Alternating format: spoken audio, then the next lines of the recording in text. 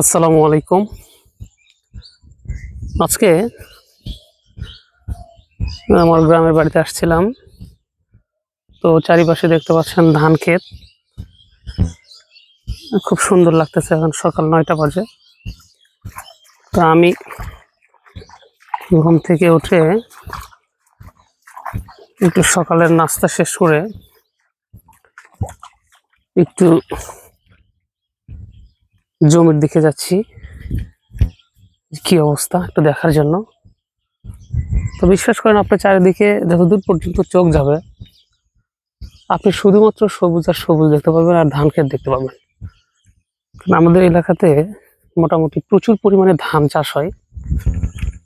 ধান, এরপর হচ্ছে আপনার সময় করে আলু, সরিষা, এরপর হচ্ছে আপনার এখন মোটামুটি কাঁচা মরিচের একটা সিজন আসছে। সবাই একটু মরিচ চাষে ব্যস্ত হয়ে পড়ছে। তো আলহামদুলিল্লাহ, চারিদিকে সবুজ, মানে খুব সুন্দর লাগে এই পরিবেশগুলো দেখতে। আমরা যারা শহরে থাকি তারা আসলে গ্রামের পরিবেশগুলো অনেক মিস করি। ভোরবেলা ঘুম থেকে উঠে আপনার যে ধানের উপর যে শিশির কণা পড়ে থাকে, এটা আসলে দেখার সৌভাগ্য সবার হয় না।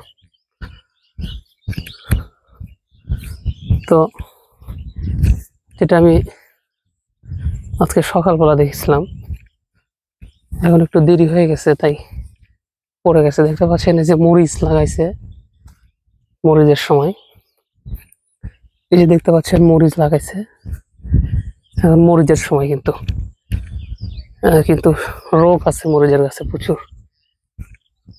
তো এই হচ্ছে ব্যাপার।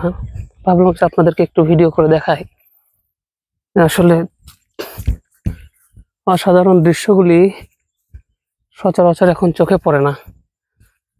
এই সবুজগুলো শহরের মানুষ হয়তো ভুলে গেছে দেখা।